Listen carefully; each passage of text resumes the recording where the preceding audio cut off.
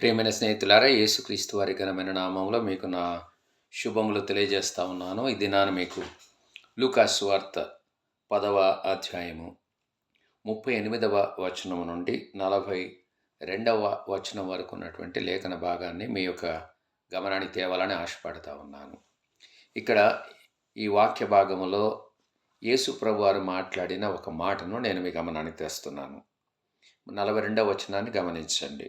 మరియ ఉత్తమమైన దానిని ఏర్పరచుకొనెను, అది ఆమె యొద్ద నుండి తీసివేయబడదని ఆమెతో చెప్పెను.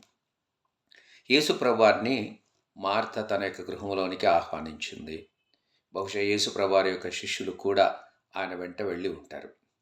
సో వారందరికీ ఉపచారం చేసేటువంటి ఆ పరిస్థితి మార్తకుంది. మార్త మరియ ఇద్దరే అక్కడ యేసు ప్రభువారి కొరకు భోజనం సిద్ధం చేయడానికి వాళ్ళు సరైన వారనే మనం భావించాల్సి వస్తుంది. బహుశా దినాల్లో పురుషులు అంతగా ఈ భోజనాన్ని తయారు చేసేవాళ్ళు కాదు కాబట్టి బహుశా వీరిద్దరికీ ఆ పని ఉంటుందని మనం భావించాల్సి ఉంటుంది. మార్త విస్తారమైన పని కలిగి ఉంది.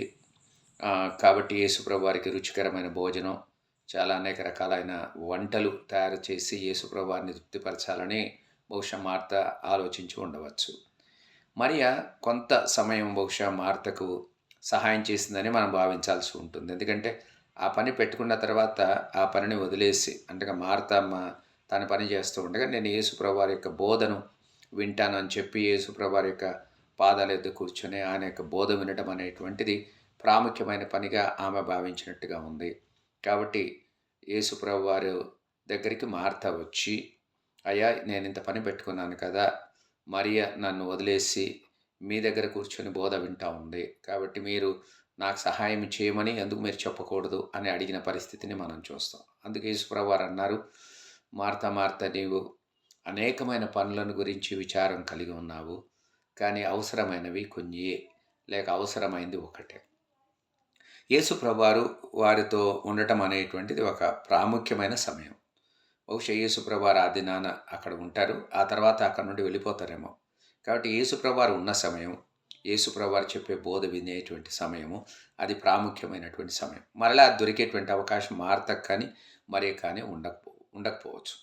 కాబట్టి మరియ బహుశా ఆ విషయాన్ని గ్రహించినదిగా ఉంది. కాబట్టి యేసుప్రభు వారి పాదాలెత్తి కూర్చుని ఆయన బోధ వినడం అనేటువంటిది ప్రాముఖ్యమైనదిగా ఆమె భావించింది. కానీ మార్త తన ఇంటి యజమానురాలిగా, బహుశా ఇంట్లో తాను ప్రాముఖ్యమైన వ్యక్తిగా ఆ భోజనం సిద్ధం చేయడం అనేటువంటిది ప్రాముఖ్యంగా ఆమె భావించి ఉండవచ్చు. కానీ ఆ సమయంలో ఏది ప్రాముఖ్యమైనదని ఆమె బహుశా గుర్తించలేకపోయింది. సో ప్రాధాన్యత క్రమాన్ని ఇది మనకు జ్ఞాపకం చేస్తుంది. అంటే ఏ సమయంలో ఏ పని చేయాలి, దేనికి ప్రాధాన్యతనివ్వాలి, ఏది ఆ తర్వాత ప్రాధాన్యమైనటువంటి కానీ రెండవ ప్రాధాన్యమైనది, మూడవ ప్రాధాన్యత, ఇలాగ ఆ ప్రాధాన్యత క్రమాన్ని వాళ్ళు గుర్తించాల్సినటువంటి అవసరత ఉంది. బహుశా యేసుప్రభు వారికి అన్ని రకాలైన భోజనాలు, అన్ని రకాలైన వంటలు బహుశా అవసరం లేకుండా ఉండవచ్చు.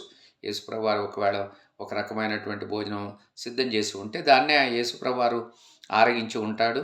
యేసుప్రభు వారు దాని గురించి కంప్లైంట్ చేసేటువంటి పరిస్థితి కూడా ఉండదు. బహుశా దీన్ని మార్త గుర్తించిందో లేదో మనకు తెలియదు, కానీ మరియ ఆ విషయాన్ని గుర్తించిందనే మనం భావించాల్సి ఉంటుంది. అందుకే మరియ ఉత్తమమైన దానిని ఏర్పరచుకుంది. ఏంటి ఉత్తమమైంది? ఆ సమయంలో యేసుప్రభు వారి యొక్క బోధ వినటం అనేటువంటి ఒక ఉత్తమమైన ఆమె ఏర్పరచుకుంది. కాబట్టి యేసుప్రభు వారు అన్నారు, అది ఆమె యొద్ద నుండి తీసివేయబడదు. కారణం ఏంటంటే ప్రాధాన్యత క్రమంలో మరియ ఉత్తమమైన దానిని ప్రాధాన్యత క్రమంలో మొదటిగా ఎంచుకుంది. దానిని యేసుప్రభు వారు తీసివేయదలుచుకోలేదు. బహుశా యేసుప్రభు వారు అని ఉండవచ్చు, మార్త నువ్వు కూడా వచ్చి కూర్చొని నా యొక్క బోధ విను, ఆ తర్వాత భోజనం తయారు చేసుకోవచ్చు అనేటువంటిది బహుశా యేసుప్రభు వారి యొక్క ఆలోచన. అందుకే భోజనానికి యేసుప్రభు వారు మొదటి ప్రాధాన్యత ఇవ్వలేదు, కానీ తన యొక్క బోధ వినటానికి, తన బోధ తాము వినడం ద్వారా ఆ అవకాశాన్ని జారవిడ్చుకోకుండా దానికి ప్రాధాన్యత ఇవ్వాలనేది యేసుప్రభు వారి యొక్క ఆలోచన. మనం మన యొక్క జీవితంలో దేవుని యొక్క వాక్యానికి, ప్రార్థనకి, దేవుని యొక్క సంఘానికి మనం ఇవ్వవలసిన ప్రాధాన్యత, దేవుని యొక్క రాజ్య వ్యాప్తి కొరకు ఇవ్వవలసినటువంటి ప్రాధాన్యత, సువార్త ప్రకటన కొరకు మనం ఇవ్వాల్సిన ప్రాధాన్యత మనం ఇస్తున్నామా లేదా ఒకసారి మనం ఆలోచన చేసుకోవాలి. వేటికి ప్రాధాన్యత ఇవ్వాలో ఆ సమయంలో, ఆ కాంటెక్స్ట్లో మనం ప్రాధాన్యత ఇవ్వడం నేర్చుకుంటే మన జీవితం చక్కగా ఉండేటువంటి అవకాశాలు ఎక్కువగా ఉంటాయి. అలాగ చేయడానికి దేవుడు మిమ్మల్ని ప్రేరేపించును గాక.